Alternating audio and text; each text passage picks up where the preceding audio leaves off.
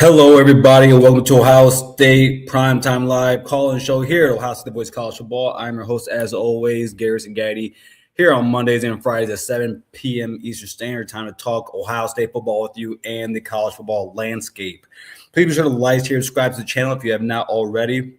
Also, check out our awesome website at www.vocfb.com, where you can check out all the awesome things that our writers talk to you about throughout the week, keep you up to date with everything that's going around the sport and more, including the weekly schedule. Also, check out our website for our clothing over at vocfb.com/shop. You can get all of your Ohio State gear, whether it be beer koozies or pop, sweatshirts, hoodies, T-shirts. We have it all for you there. Again, that's vocfb.com/shop. Everyone, welcome to the show. Again, this is the call-in show. It means it's your show. And anyone wants to call in. Also, if you want to, whether it be on X, Facebook, or here on YouTube, put your comments in the chat. Put your questions in the chat. Anything you would like to talk about relative to the sport, or anything else that's going on. I mean, we could. Let's be honest here. If we really wanted to. Again, if you're new to the show, I am a Buckeye born and bred, but I just happen to be a Pistons fan because I'm from the state of Michigan. And so for all you Cleveland fans out there, please, if you would like, come here, talk. I'm here for you. We can talk through you guys being down 2-0 to the Detroit Pistons. But again, otherwise, we can just talk football here. For anyone who wants to call in, the call-in link is in the chat for you right now, so go ahead and hit that. But before we can go on the show and tell everyone to call in, Michigander, you said JK, I didn't even see what you said, man. What would you say? And by the way, Michigander, you are always we talk so much football, whether it be on the Wolverine channel or on X. Call in, man. I always wanted to talk to you. I've been meaning to talk to you. But before we continue, of course, we got to talk about the big news here. And that's the 2014 playoff. Again, everyone, if you would like to call in, the link is in the chat right now. It's also on X on the full-blown link if you guys want to see there. But I wouldn't say I have mixed feelings about this. I think that there are positives and negatives to this happening. Now, I would say, I wouldn't even call it negatives per se, but I think there are more, for right now, let's use it for lack of words, negatives more than positives. But what I want to talk about right now, or in a little bit here, is some of the positives. But I'm going to read this here to you guys. This comes from Brad Crawford over from CBS Sports. Titled College Football Playoff Expansion to 24 teams gains momentum as coaches back major overhaul. It says here college football. I'll skip that. According to the American Football Coaches Association, the AFCA, Executive Director Craig Ball of the AFCA voted last week to recommend increasing the CFP bracket to a maximum number of teams, do away with the conference championship games in the season during the second week of January, and protect the Army-Navy games exclusive time window. Good on that. The AFCA, actually, real quick, I'm gonna get this out the way right now. I'm not for getting rid of Big Ten championship games. I am someone that believes in today what college football has become. I think you should have outright champions for your respective conference, and of course, on the national front with the national championship. I am not a fan of what the possibilities would be with there being shared conference championships. It doesn't. I think if you do that, you're working backwards. I mean, if you guys don't know this about me, I'll let you guys know now. I'm one of those people who I respect college football history, right? Like, I respect the championships that came beforehand, before the championship era, the AP era, all the voted championships and all of that. Now, I have a very strict rule when it comes to my champions. If you were a consensus voted for champion, then I have nothing to say about it. I think that's full blown yours. Cool. Kudos to you. You deserve it. When it comes to voted for championships, where you have split down the middle champions, where in history we've had 2 champions, 3 champions, that's something that I can care less for. I really can care less for it, or couldn't care less for it. I think that if you want to count those, you're fine to do so. I don't even count those for Ohio State, so I'm fair across the board. But here I'll give you guys an example here. Let me see, Big Ten champion history. You can always go to Wikipedia, can't you? So here we are. Let me show this to you guys. I think this is really important to understand, like, because this would honestly for me be very annoying. I don't know how you guys would feel about this, but let's go to the ever good to use Wikipedia. We aren't far away from when this was happening. In 2010, Michigan State, Wisconsin. In 2008, Ohio State, Penn State. In 2005, Ohio State, Penn State. 2004, Iowa, Michigan. 2002, Iowa, Ohio State. Here's a fun one. 2000, Michigan, Northwestern, Purdue. Another fun one. 1998, Michigan, Ohio State, Wisconsin. Ohio State, Northwestern. I don't want to go back to these times. Good God. 1990, Illinois, Iowa, Michigan, Michigan State. That's bad for football. It's bad for football. I really believe that. And I think that if we go back that way, I think that it's going to cause a lot of confusion. I think that then you're having to, unless at that point in time they want to use the tiebreakers, which, I mean, at that point in time, you have the same conference record. It's probably going to go to who they played, who they beat, and probably who the higher ranked team was that respective season at that moment in time is going to get the better or be called the Big Ten champion. Maybe that's how they're going to do it. If that's the case, I would have no problem with that. But I'm not the biggest fan of it. Shout out to Daniel Berry Sports Highlights. Hey, all, happy Friday. Happy Friday to you, my guy. Glad to see you in here. Yeah, so that's the big reason why I'm not a fan of it. But of course, we have to see what comes of it after the fact. Let's move on here. The AFCA has not publicly revealed its decisions on those changes, but coaches across college football have made their opinions clear. Earlier this year, decision makers in the Big Ten and SEC were at a stalemate over future CFP formats. The Big Ten prefers 24-team field, including Ryan Day, while the SEC prefers 16-team, 5+11 format. I would prefer the 5+11. I think 16 teams is the max of what we should go. I'm more so lean towards the SEC on that. Let's see. Okay, one Big Ten model suggests one automatic qualifier, the highest ranked group of 6 champion and 23 at-large selections determined by the selection committee CFP rankings.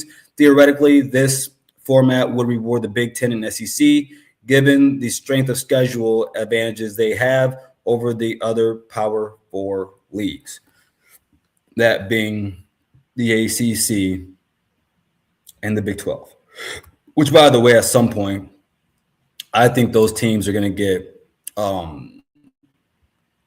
for lack of words, swallowed up by the SEC and the Big Ten. Pause, swallowed up. Shout out to TD Jakes. Swallowed up. But overall, right? Like me personally, again, I'm not a fan of the 2014 playoff.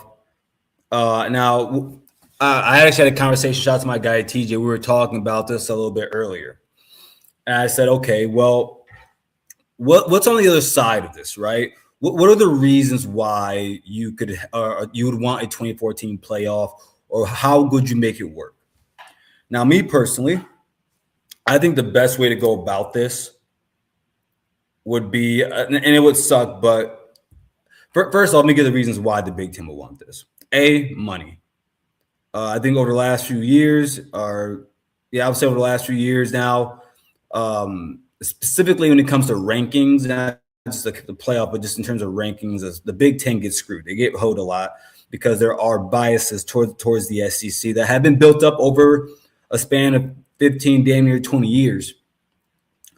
But they've used I think they use those biases towards the rankings and how they do that. And I think going forward, with the Big Ten already having 18 teams and looking to probably expand here very not in the not too short future, I think that it would benefit the Big Ten, or they believe it would benefit them to go to 24 teams. That way you get more Big Ten teams in there. That way you bring in more revenue for the Big Ten, which we went over on Monday, how the Big Ten was able to divvy out $1.67 billion compared to the SEC's $1 million, and also coming up from a $500 million increase compared from the previous fiscal year compared to the $200 million that the SEC got. So, financially, I can understand why the Big Ten wants this. Another factor I believe that plays a part, or not that plays a part, but one factor I believe why you can make this work, or why you would want this to work, is this. And just try to follow me along on this. There are 134 football programs in D1, 1A college football. And if I do the math shortly here, let me just do this real quick. Sounds 20 hard divided by 130 hard. Okay. Now compare this. When I say this number, compare this to the rest of the leagues we got. In the NBA, most of the teams in the league make the playoffs. In the NFL, damn near half the teams make the playoffs, I believe. NHL, I believe a lot of the teams make it. And so on and so forth. MLS, damn near all the teams make it. College basketball, they've now moved to 76 teams. This is my thought process on this. If we are going to expand it to 24 teams, and granted, when I say this, I do understand that we are essentially leaving one team out. But if we're going to do this, I think you should make it worth, and this is one of the reasons why I like for the 24-team playoff, you should reward the teams that are ranked in college football. If 24 teams were to make the CFP, that is 17% of the sport. 17%. Hold on 1 second. 1%.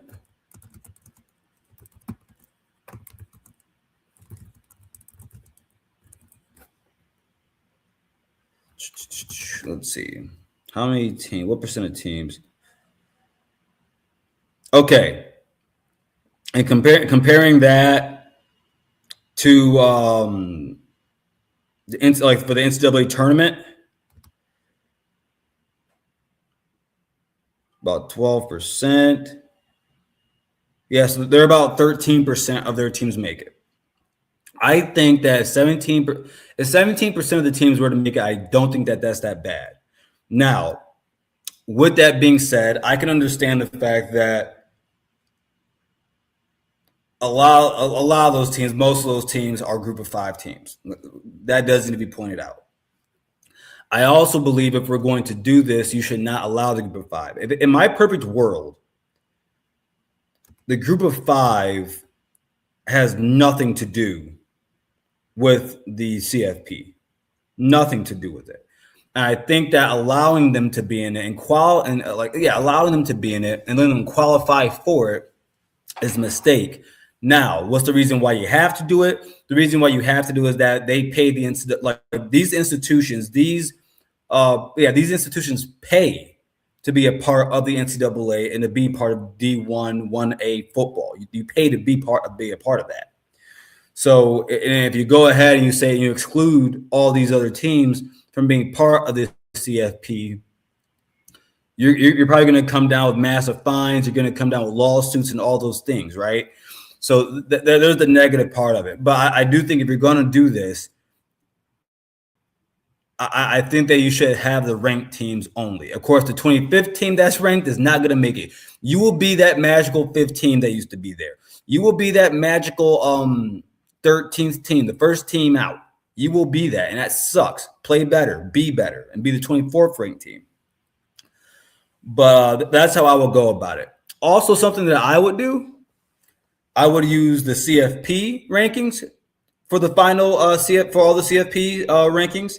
I would use the AP, and I would bring back the BCS. I think that the BCS, if you look at the past, since the playoffs has actually been brought into college football, the BCS from the years I've seen it would be pretty accurate, if not better than the rankings that the CFP gave out. So that's how I would handle that. But yeah, it's tough to say. It's tough to say. I personally would not be a fan of this. I think 24 teams is too many, but I do think there are ways to make it work. There are ways to make it work. And I've always been somebody that said, if you're a top 25 team in college football, one thing that's always kind of annoyed me is when people call the 13th or 21st ranked team bad, average. No, you're not. If you are a top 25 team, you are a good football team. You are a relatively, really pretty good football team. The same way that if you look this up, if you are top 20 in any ranking, stat-wise, whether it be field goal percentage, whether it be red zone, whether it be touchdowns, defense, offense, etc. If you are in the top 20, you are relatively good. But yeah, that's just my thoughts on that. Again, everybody, let me know in the comments. Let me know in the chat. What are your thoughts on the 2014 playoff? Are you a fan of it? Are you not? Would love to hear your guys' thoughts on this. Before we continue, everyone, and I'll get to our callers, quick message here from the Voice of College Football. Get your business, product, service, or personal brand to the next level by partnering with the Voice of College Football, and let's discuss how you also can reach your target market. Check out the experience of one of our current partners, that being Win Agency, and our friends over at FanDuel, posted here on the screen. And just like them, we are here to deliver for you. Contact us at sponsorships at vocfb.com. Again, that is sponsorships at vocfb.com today.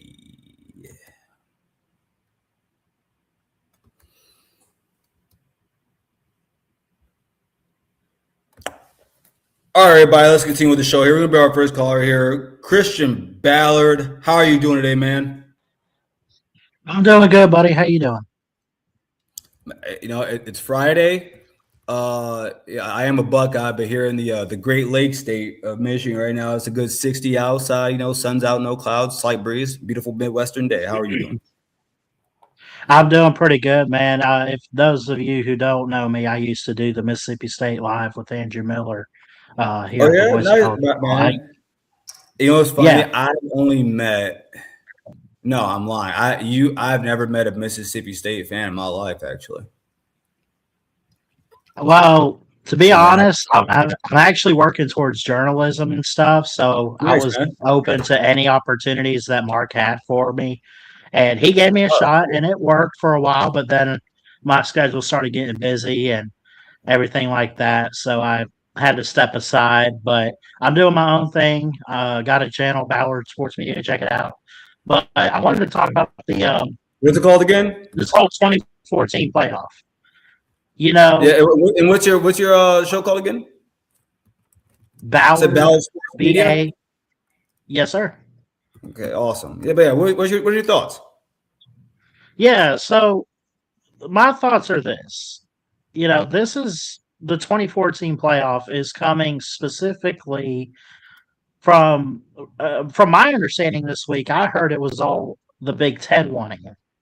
Yes. And I had made a point on one of my shows this week and in a video and all that I kind of see it, and I'm not, look, I'll admit too, I'm an Alabama guy, so I love the SEC, but that doesn't mean I hate the Big Ten. So I'm not trying to take shots.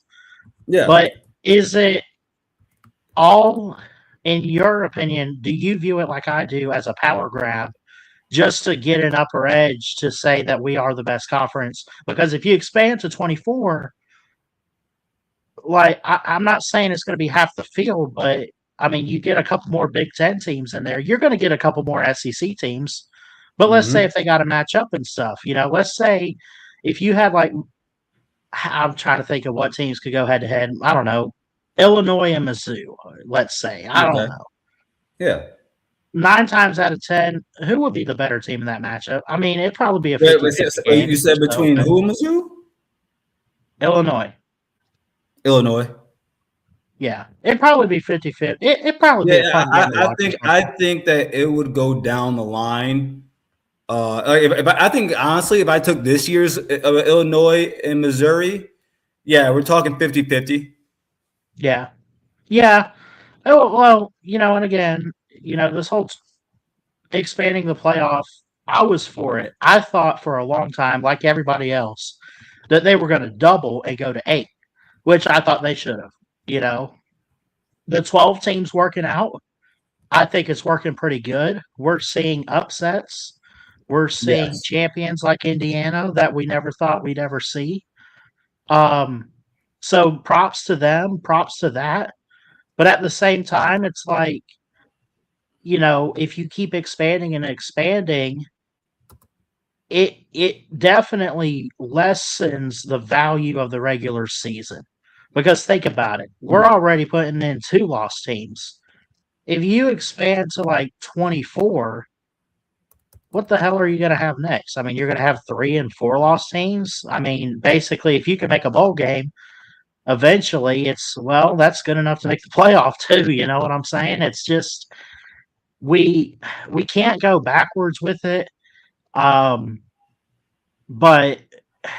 at the same time, we got to go forward. I just think, like, I don't know, man. I don't think we should expand past 12. I really don't. I think Yeah.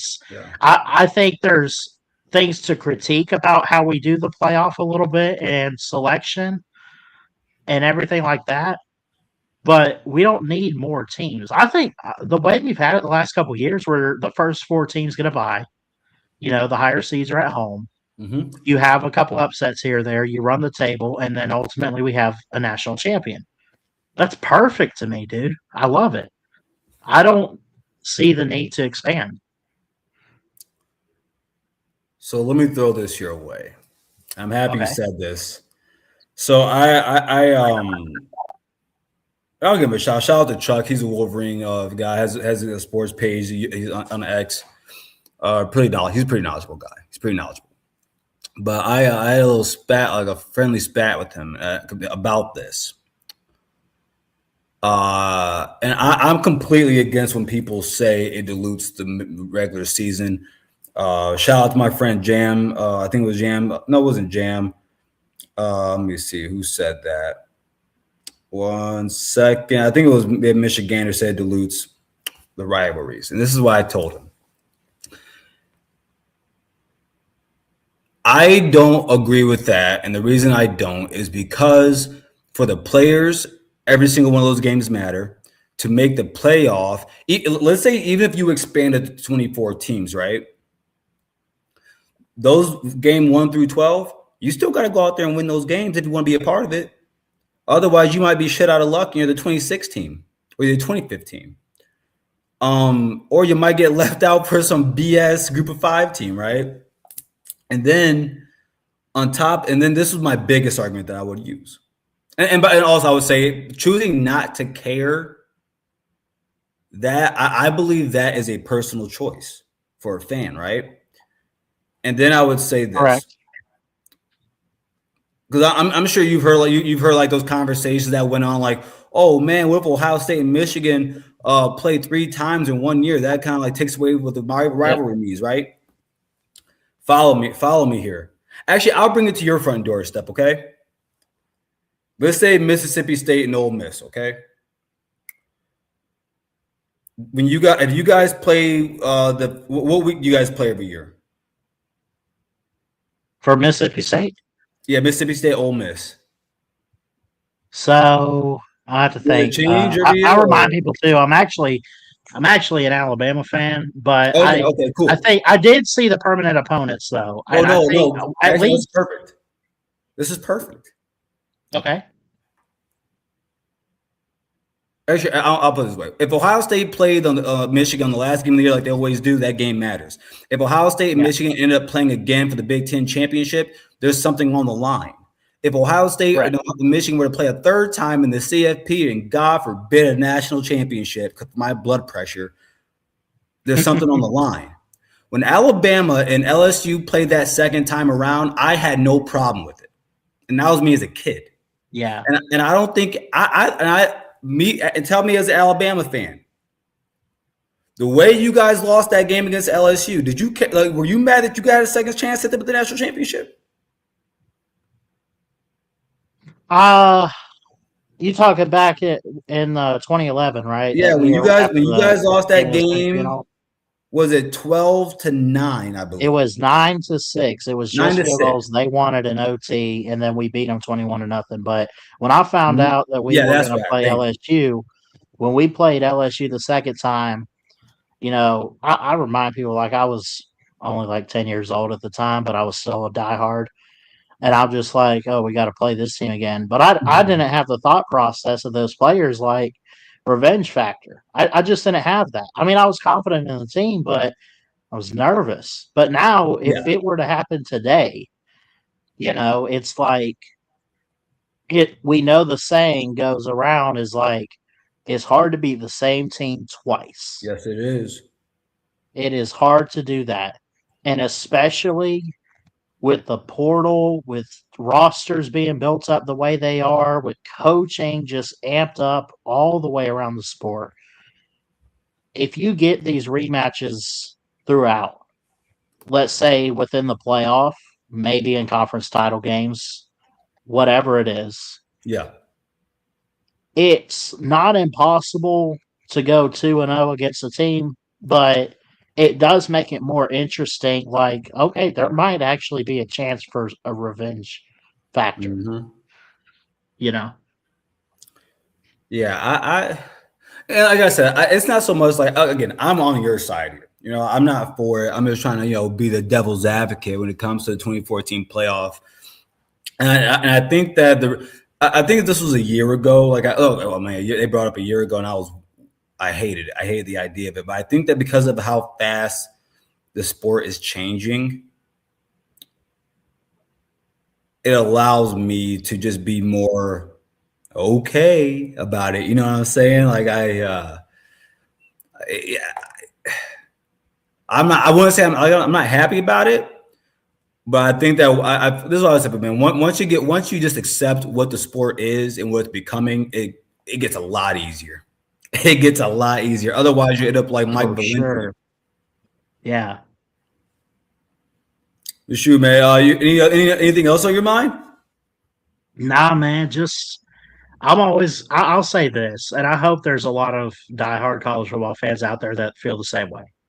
I don't care how the sport changes, how many teams are in the playoff. I'm always going to be a diehard fan, Mm-hmm. not just of Alabama, but just of the sport.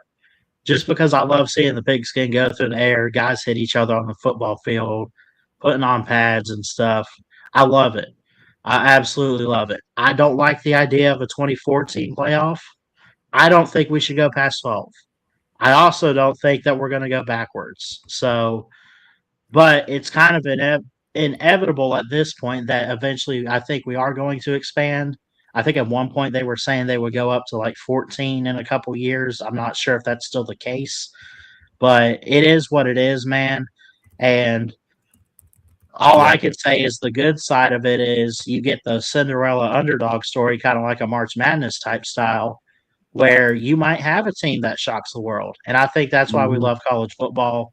And yeah, man, it's just I'm ready for the season this year. I think Alabama's going to be great. Ohio State's going to be great too, man. Y'all got a hell of a quarterback in Julian Sayin and Yeah. a talented Appreciate you. roster. Appreciate you for him. Yeah, man. Shout out No to Nick problem. Saban, man. Yeah. Yeah, man. Well, it was good to meet you, and Hey I'll keep man, watching the call in show a little again. bit. I'll hang around, and yeah, Yeah, y'all no, have a good please night. call in, man. I'm down to talk I'm down to talk anything else than outside of Ohio State football on here. But before you go, can you let everybody know where to find you? I have it here, but can you let everybody know where to find you? Ballard Sports Media on YouTube. We talk college football over there. Not necessarily every day, but when we get a chance, and we try to do at least one or two live streams a week. Definitely try to get that channel monetized and stuff, trying to get the watch hours, but come hang out. Even outside of that, I just love talking football with everybody. So y'all come check it out. And yeah, All right, man. Appreciate you, Chris. You have a good rest of your night, man. you too, man. Thanks. Thank you. Everybody, that's Christian Ballard, Ballard Sports Media, formerly Mississippi State here to Voice College Football. So thanks, Chris. Appreciate you for dropping on, man. It was good meeting you too.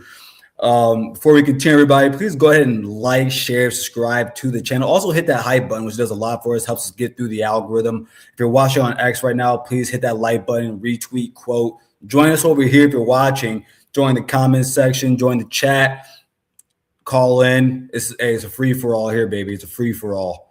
Well, next call we have here is my good friend Juju. Man, I'll tell you guys what. I wish I could have put I wish I could have recorded a 3-hour conversation that Juju had. Like it was crazy. It went for a very, very long time. But Drew, how you doing, brother? Good, my man. How are you? Man, I'm good. Hey, can you please change your picture? I'm not changing this shit. We're national champions. Wait, what's mine? Hold up a second. What's even mine right now? We are national. Yeah. Mine is still me and Drew Nights at the bar. Nah, man, what's going on with you? Hey, man. Just got off work not too long ago about a good weekend. Hey, it's mid-60s in the Midway. We chilling, man. No, I'm outside. You know, got the the cool shirt, but then the vest on. You know, it feels nice. I was outside with football around. Outside with a short sleeve. I was chilling. Ooh, I got my shorts ready, bro. Oh yeah. The shorts is on deck, boy. Like once it hits 50 degrees, I'm like, okay, it's time to put the t-shirt on. It's time. I swear to God, bro. 50 degrees with a light breeze, and that sun beaming, it's up, bro. Well, G, before we start real quick, I just want to read these real quick for some people. Yeah. Say CJ Pre says 16 teams, no first round buys. Top ranked teams get home games for the first 3 rounds. I'd be cool with that. I wouldn't mind that at all. Shout out to Steve Watcham X. He goes 2014 playoff is about greed and the participation trophy generation.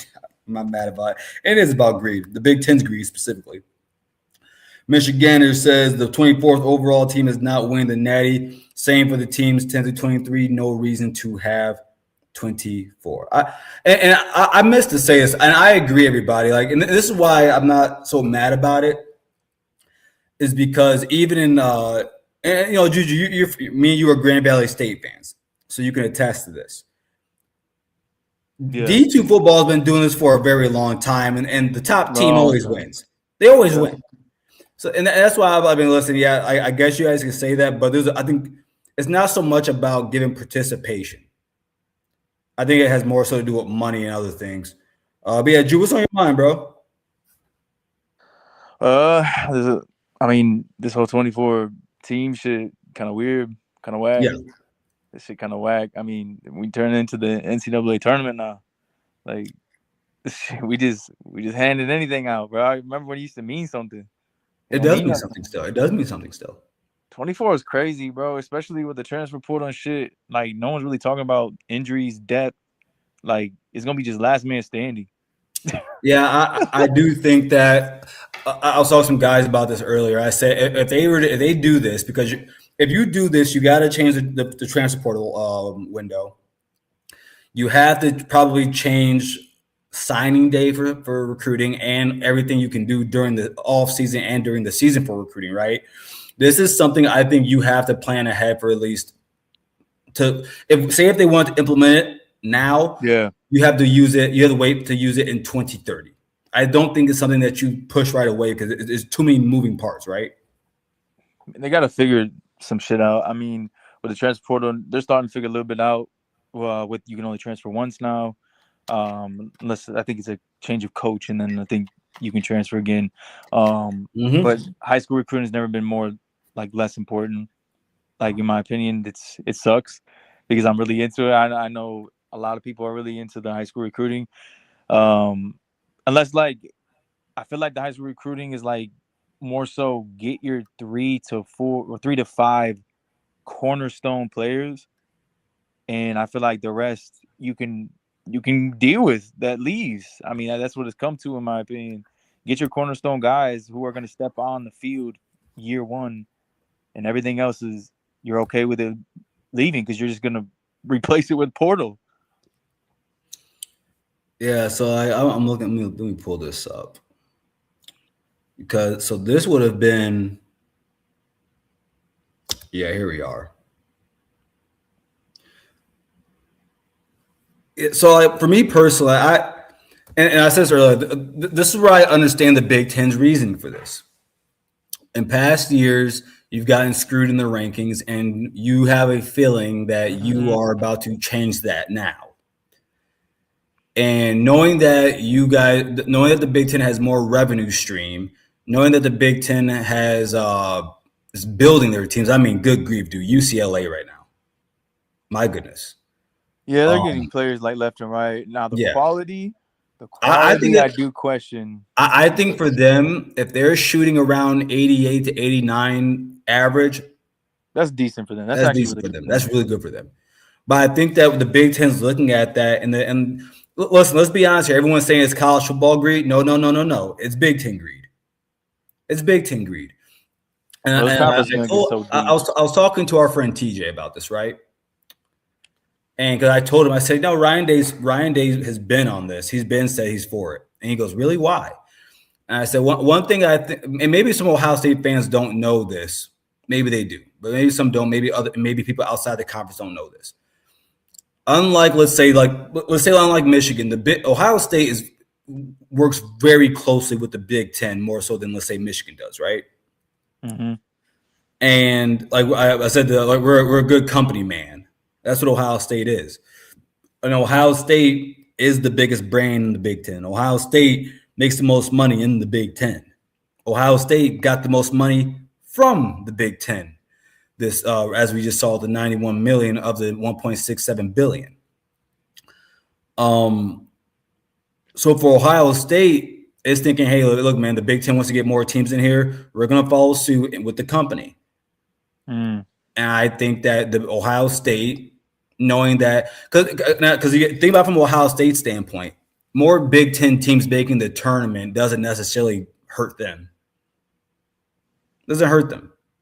No. Also, I won't say who said this to me, but this Michigan fan said to me, in all honesty, the 2014 playoff helps Michigan. And they said, I don't like that. How do you feel about that? They said it helps Michigan? Technically, yeah. I mean, shit, it's going to help a lot of teams get in. That's for one. It helps you all. Oh, yeah, absolutely. Absolutely. You can't deny the last few years. Yeah. But I mean, but in all seriousness, I'm just taking a shot there. But in all seriousness, it's a fact. Yeah, it's a fact, and it's not just you guys. It's a lot of other teams. And I would throw Bama in that conversation. That the 2014 playoff helps Alabama. It helps some LSU's right now. You never see me push back, bro. We got to get back to that before I start pushing back on anything. And I do think we can get back there with it. Any can I throw this your way? Mm-hmm. 1 second here, Juju. Give me 1 second here, bro, so I can pull this up and show this to you.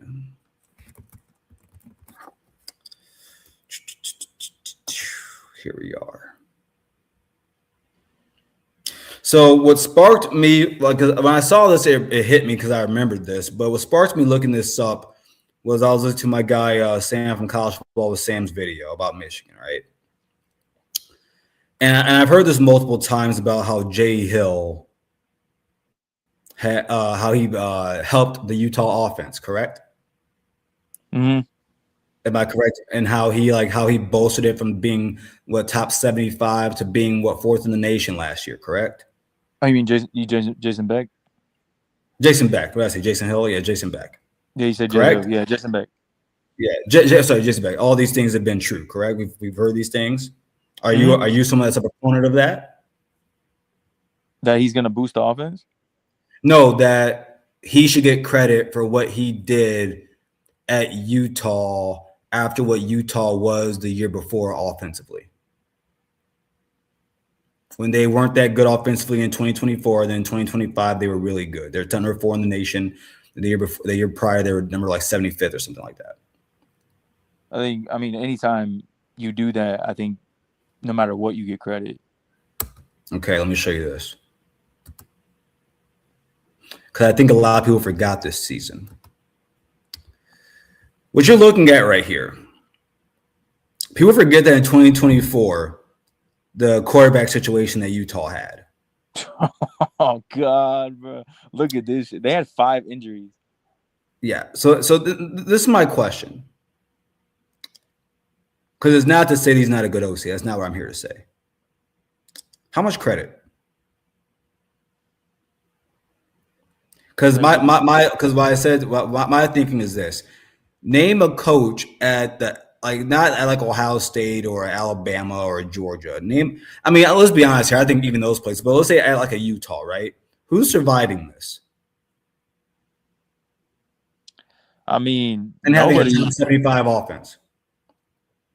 I mean, nobody, but you can point to he's done it at every stop that he's been at. Yeah, it's a short sample size, but he did it at New Mexico. He's done it at Utah. Yes. I think even more so, the thing that I'm looking at is he's helped change Witt's mind on how he wants the offense to be ran. And there's a lot of personality. There's a lot of different groupings. And as much as they ran, again, I want to remind people that Dan Pierre threw the ball 25 times a game. So I think you're going to go up no matter what when you have 5 injuries in a quarterback room. When you bring over a quarterback that you're familiar with in New Mexico, that's hand in hand right there. But I still do think you get a lot of credit because he's a damn good creative mind. I mean, he ran almost 30 different personnel groupings last year alone. Yeah. No, yeah, that's what I'm saying. That's impressive. I just really question the Isaac Wilson was their quarterback for 9 games. Yeah, it's safe to say when Witt has a quarterback. Whose brother is that? Oh, that's a great question. Isaac Wilson. He has a brother, doesn't he? Zach Wilson. Zach Wilson, yeah, the Dilf boy. Bro, when that the Dilf. Isaac Wilson, bro. Because I'm looking at, bro. Look at this, bro. 3 games, 9 games for him. He makes Bryce Underwood look like Tom Brady. Which he very well could be. We have no idea. Phil has a good question. What happens if Bryce? Hey, your boy. Hey, Phil has a question for you. That's a great question. What happens if he struggles after week 2? You go to week 3, and you start him again. I'm of the realm that Brett Venables is just that guy. I'm of the realm now if you struggle like you did last year, now that's an issue. But I'm of the realm, bro. Brett Venables does it to every single quarterback. He's going to make. We're gonna have to win that rock fight in that game. There's no doubt about that. He's gonna throw looks at Bryce, and it's gonna be the same shit as last year. But the offense is going to be better. And schematically, he has more talent around him. There's gonna be a lot more components and coaching to help him with that week 2. But if he struggles after week 2, you go to week 3. In my opinion, it's process over result right now. I just need to see you and the fundamentals consistently there. If you make mistakes and your fundamentals are there, bro, I'm living. I'm living, and I'm seeing that progress. But if you're still antsy, you're not feeling the pocket out, and you're looking down at the rush too much, then we still have a problem. But like I said in previous shows, you have to the bye week. You have to the bye week for me. If there is no improvement, then I will go on every platform and I will hop off every single train. That's simple. I'm gonna pull this up here and Phil, like me and Juju have had this conversation. Pull up the Wolverine schedule right here. Like I have been a proponent of I mean, it depends on how that Oklahoma game looks, but I've been saying this for a good time now. You gotta wait till after the Minnesota game because there's a bye week before you play Penn State. Yeah, and I see people bringing up Carr. Oh my God, I might blow a gasket on. Hey, that. no, hey, bro, goodness, bro. Carr to God. Look, all praise to Tommy, but he's not going to start a game this year, not one, unless an injury happens. If that other quarterback comes back, he's going to play over him. The one that's injured. Brady? Oh, not the one that's injured. Who's the guy that comes in? He's not there right now. Brandon Flower. I don't even know if he's coming in, bro. You don't think he's actually coming? I don't know. I literally don't know. I just don't know if he's actually coming in, but I think people were like again, like Carr looked great, but again, if you put him in any situation out there, he's not going to succeed. Just call it like it is. Yeah, that Western Michigan game, I might go to that. Yeah, I like to go to games that don't fucking matter. I know we're gonna put their face. Oh yeah, hey, you gotta go to games you know you go win. I love it. I don't go to games that mean something, bro. I just don't do it for my own mental health. Nah, like last year was a random year. Like, I'm not gonna turn down 3 tickets to the game, so it's. But yeah, that I'm definitely gonna show up in all Western Michigan gear. Anything else on your mind, bro? Anything else around the sport? Fuck, bro. Fucking y'all and that Gabriel kid. Y'all better land him, bro. Hey, yo, y'all better land him. Listen, man. Listen, I've been talking to shout out to my guy Chase. I've been talking to Tennessee fans. I'm letting them know. But they not winning that recruitment? Bro, they're not. And they said, I don't know, man. Like they said, you guys sending all your people seems kind of desperate. I said, oh no. I think it's putting this. Listen, because this is what I told him, bro. Arthur Smith is not there for recruiting. No. If Arthur Smith told a recruiting assistant to stay home so he can make the trip, man, like you saw that photo, right? Yeah. Bro, like they're not losing him. No, I mean, I think the recruitment is already done. Yeah, I'm very honest about this, bro. I think that this is something I would count this on the verge of what the Savion Hyder recruitment was for you guys. I mean, and it just so happens to be with Tennessee again. If they need a top back, bro. Yeah, this is if we don't get him, I will be highly disappointed. This is the number one player on our bro. Listen, we got the number one player in the class. We got Jameer Brown. This is the number one prospect on the board. Yeah, I don't put him in the tier of Cinco, but I think it's like right below. Oh no, man! Like, listen, I'm not putting him. Listen, I'm gonna be honest with you. So I've had like tweets where I've deleted it. Okay, I watched this film. It's really good. But be honest, when you look at he's probably an inch shorter. But when you look at the measurables right now, as him as a high schooler, he looks like Cinco. Yeah, it's fairly similar. I think Cinco's tape pops more. Now I will say this. Stop calling the hex bar deadlift. I knew you were going to say that shit. Nah. And Georges, this is not against you. Please come to Ohio State. Ain't no deadlift, man. Listen, man. Listen, I get it's cool to say deadlift 700 pounds. That ain't no deadlift. I think. Speaking of Gabriel, like you guys, this is a need. Like that running back room is like healthy, but there's no one in that room with the talent of Gabriel. Y'all, I No. think people forget like that Savion higher recruitment. Y'all really wanted that one. Like I never thought we had a chance, but as everyone really wanted that one, but that was one y'all after because that type of talent, just like a Gabriel, they're both. I do put Savion in a different tier, but Gabriel's like right there. Like I think very highly of him, very highly of him. And I think like, and this is what my biggest reason why his recruitment is so important, right? And real quick, I'm about to bring our guy Jackson Johnson in here. Shout out to Jackson Johnson of Alabama at the voice of college football. Jackson, how you doing, man? I'm doing all right. How you gentlemen doing tonight? Good, baby. Blessed.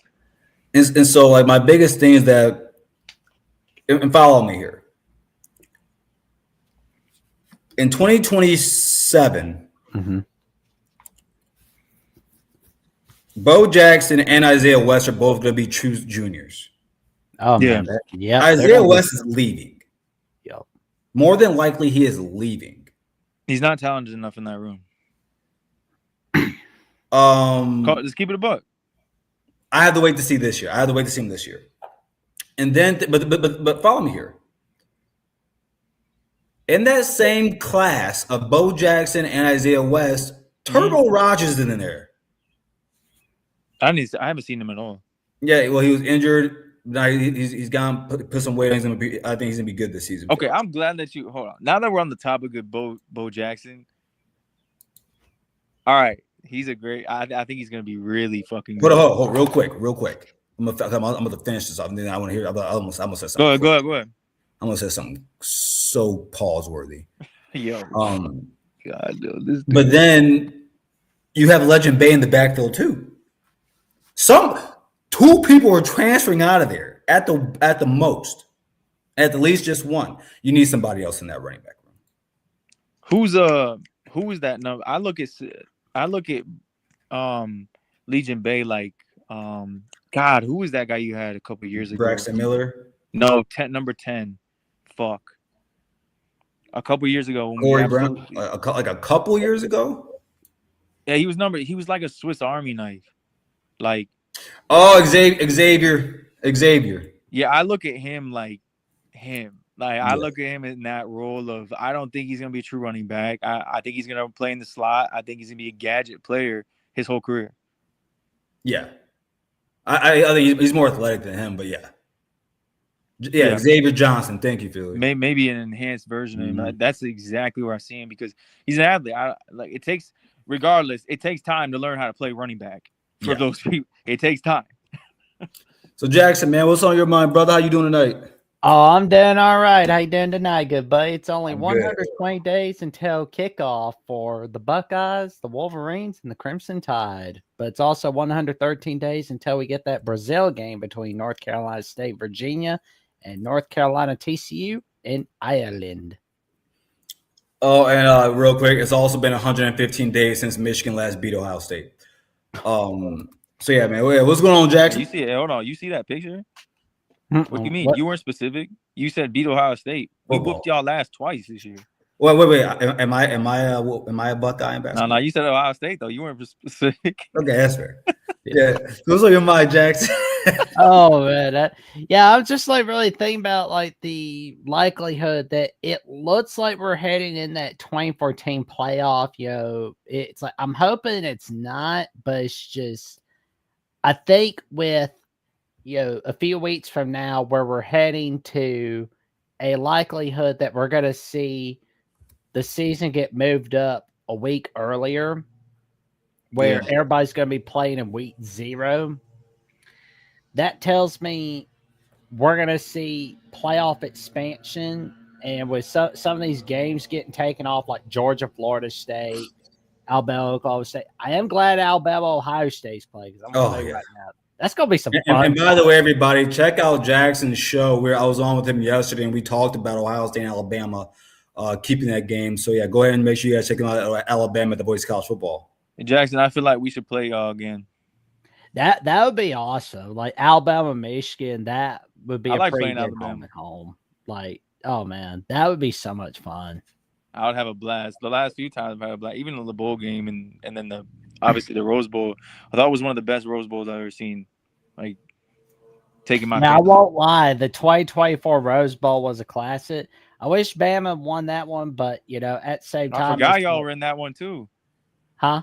I forgot about that one too in 24. Shit. Yep. The 2024 Rose Bowl, and let me see, the 2024 Citrus Bowl, New Year's Eve. So it's kind of hard to forget that, honestly. And, that 2012 season opener in Arlington and the 97 Citrus Bowl, I believe, that was the last game of Gene Stallings' coaching career. Holy fuck. I forgot about Gene. Although Alabama and Michigan have never played one another in Tuscaloosa or Ann Arbor. I really hope that changes, man. Ever. I think I do wish we played you guys like in November. I'm all right with that. I don't think your team is. Well, you never know. Tennessee thought they were ready. Oh man, Tennessee got chewed up like a chicken nugget. They thought they were so tough against Ohio State. Jackson, do you think there's any positives to the 2014 playoff? If it brings back some of the old rivalry games, that's a positive. More revenue. I want if it's bringing back like Notre Dame, USC. If it's bringing back Penn State, Pittsburgh. If it's bringing back like the Florida rivalries, like Florida, Miami, making sure that Florida State, Miami play one another, or like West Virginia's playing Pitt. We don't talk about Notre Dame. Join a fucking conference. Oh, if it does go to 24 teams, they'll have to. Absolutely. Oh, join a fucking conference. And of course, they probably join the ACC. Every fucking year they have like one that. game. I think NBC's gonna be in Notre Dame's ear about that. I think Jackson. There's a lot because that's a great point you make, but there's a lot of relationship counseling that the Big Ten and Notre Dame would need to have. There is a terrible relationship between those two. Oh yeah, because when like Notre Dame wanted to join the Big Ten in the early 20th century, Big Ten was like, yeah, no, we're keeping you guys out. We're not having that Midwestern Catholic team join this conference. And then thus began the story of Notre Dame becoming the independent in all of college football, becoming this national power in all of college football. And then, you got the wives of Newt Rockne and Howard Jones meeting one another, and thus starting the Notre Dame USC rivalry in the 20s, a little bit before everybody was depressed for the stock market crash of the Great Depression in 1929. Oh man, where'd Juju go? Oh, he probably had to go somewhere. Real quick, everybody, if you haven't already, go ahead and check our friends over at FanDuel right now. You can get the future Heisman betting odds right now. Of course, right now, CJ Carr at number 1 right now, leading the odds. Actually, I think I probably lean more towards the Julian Sand or Dante Moore or Trinidad Chambliss odds. But yeah, make sure you guys go over there and check that out. I have a question for you. I didn't get to talk about the spring game with you. All right. And then we'll get going here. But what were your thoughts on Keelan Russell? I think he's going to be awesome. I think he's going to be a humongous starter for Alabama. But I think they're just kind of playing it out until 2 weeks before the season starts. And when he does become starter, I know like we at Alabama, the Voice of College Football, will go live automatically on it, but the real question is the running game and the kicking game. I think the offensive line is going to be fine. It's going to be better than it was last year because you've got Adrian Clem taking care of business as the offensive line coach. You look back at his resume at SMU with June Jones was the head coach from 08 to 2012. Well, 08 to 2011, those first 4 years, Adrian Clem was there as the offensive line coach. Then you got Jim Mora Jr. taking over the town in UCLA, where UCLA was just beat USC's eyes out from 2012 to 2014. Adrian Clem had a lot to do with that as he made sure to coach up that offensive line. Later on, he became the offensive line coach for Oregon in 2022, number one offensive line that year. And you see him coaching USC, and I can tell you right now, he's one of the few bright spots of the USC Trojans last season because he made sure the offensive line was ready and raring to go. So I think Adrian Clem becoming that new offensive line coach for Alabama is humongous. You know, getting rid of Chris Kaplovic, best move ever. One of the best moves of the offseason. Now he's going to be the offensive line coach for Auburn, and it's sure to let people know that Auburn's going to have a 7-loss season again. You think so? Well, 7. You're probably right. Oh, yeah. It's Auburn sucks. That's the thing. It's Auburn. Oh, yeah. They're Auburn. Oh, man. But I will say I do believe Alabama can go 10-2. That I do believe. I'll tell you this. This is going to shock some people. I'm more worried about Bama going to Knoxville than Alabama playing Georgia in Tuscaloosa, honestly. Not that I'm not worried about Georgia, but it's just I'm a little bit worried more about Tennessee than I am Georgia because Alabama's got a pretty good record against Georgia. Yeah. Whereas like Alabama playing at Knoxville has not ended so well in this decade. You kind of know what you're getting from Georgia. You don't know what you're really getting from Tennessee this season. No, because they got that Bobby Hill riz from Josh Heupel. No.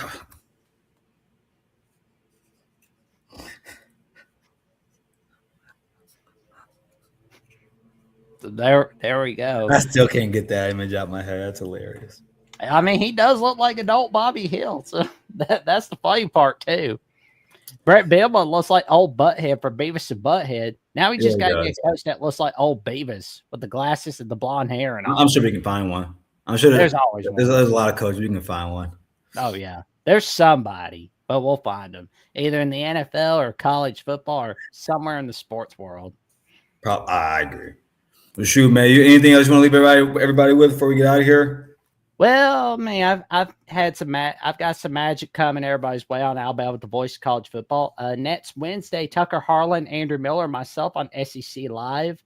Wednesday at 8 p.m. Eastern Time, we'll be joined by Samuel Recker of College Football with Sam as he tells us who he believes had the best and worst sprains out of everyone in the SEC.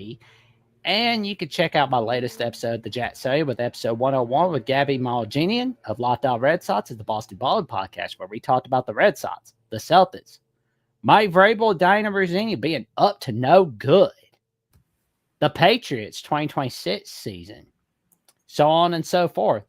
But also, most importantly, you can check out today's earlier edition of Buckeyes Live with Mark Rogers and Steve Hellwagon, as he's been on a wagon rolling west for Buttnuts 247, bringing that magic with Mark on Buckeyes Live. 3 weeks from now will be the 7-year anniversary of Buckeyes Live, as Mark, Steve, Tony Girdman, Kevin Newgover, all their favorite memories of Buckeyes Live with all of you. And you can check out the Ohio State Primetime Live show with Garrison Gaddy right here, Mondays at 7 p.m. Eastern, I believe, correct? Yes, sir. And Friday nights as he takes your calls on the Buckeyes.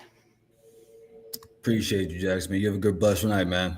You too, man. All right. Peace, brother. Peace. Well, and real quick before we get out of here, I'm going to answer my guy Steve's question. Steve asked, will Julian Sand declare after this season or shock Buckeye Nation in return? I think he will leave after this year. I think he's gonna have a good season. I think that he's gonna be a first or second round quarterback. I think that's gonna be the grade that he gets after this year. Depending on where you look, he's the first or second quarterback on people's boards. Also, on top of that, I think that you got there's a chance he could always come back, but I think if he comes back, I think Buckeye fans understand if that had to happen, Tavian St. Clair is gone. And there's also probably a thought process where in today's college game, the coaching staff might say, hey, Julian, if you want to come back, it's got to be somewhere else. It can't be here. It's time to put Tavian on the field. It's not necessarily that it may be better, but it's the natural transition of things, right? So in college sports, college football, in the quarterback room. So that's how I feel about that. I definitely do believe that after this season, Julian Sand is definitely gone. Before we get out of here, also something that I wanted to point out because it is important to do so. So big recruit right here, big recruitment. Want to pull Trey Moore up because Trey Moore, number 21 wide receivers class, number 160th player in the class overall. Sorry about that. He's down to his final three. And it's a final three where I will say when this kid commits, we are going to see the most hectic day, I believe, on Twitter and anywhere else in the sports world. And that's because of who Trey Moore's final three teams are. Those three teams are Ohio State, of course, Washington, and Miami. Now, really good players right there coming out of the slot. And as you can see, very fast, really good with his hands, can get downfield, can take it to the crib. Awesome. Again, number 21 wide receiver in his class, number 160th player nationally, and that's on the composite side of all things. He's 6'3", 200 pounds, Pflugerville, Texas. And that's what goes to Pflugerville, Weiss High School, by the way. But this is big. And he has all of his visits set. I think he still needs to do the Ohio State one, but he goes to Miami on May 29th, goes to Washington on June 19th. In Ohio State right now for that class, for the class 20, for that class, we need wide receivers to class 27. We need wide receivers. We have one right now, Jameer Brown, the number one wide receiver in the country out of the state of Ohio. But Ohio State definitely needs one more in this class, and Trey Moore would definitely be the one that we would want in here, especially because he's an outside guy, can get to the X and Y position. You see right there, knows how to get open, knows how to use leverage, really good with his hips at the wide receiver position, very patient. Right there, you see him break a tackle. He's upfield. He's gone. Big guy. He's big for his age and at that position. And I think that Ohio State definitely needs him. And also, I think you want to keep him. You don't want him to go to Washington because that's in conference. He's going somewhere else. And honestly, I don't think Washington is that much of a threat in this. So the main thing is you don't want him to go to Miami. Why? Well, one, because you don't want to bolster Miami's roster. You don't want their depth. You don't want them getting better because you are in competition with them for most players around the country, especially at the top. On top of that, I just don't want to see Miami get better. That's the main thing. I want to see Ohio State get better. I want to see Ohio State get the best talent that there is to offer. And Trey Moore is definitely one of those players. So again, Trey Moore, he's down to his last three. Don't have a commitment date for him yet. Still has to make his final visits. But definitely looking forward to see if he chooses Ohio State. If he does, I think this one is something he will never regret. Look at this right here. Look at this right here. Good grief. That's just elite shit. That's just elite shit you get out of him, man. But again, everybody, that is tonight's show. Again, if you haven't already, please like, share, subscribe to the channel. If you're watching on X, please do the same. Also, hit that hype button. If you like the content that we bring you here and like to become a member, please hit that join button. We get our 3 tiers, that being the Blocko Club. JT was a short. We don't give a damn, and you know the rest. Again, check out our website, www.bocfb.com, and our shopping website at bocfb.com/shop.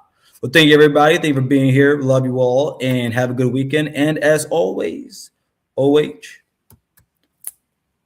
I am.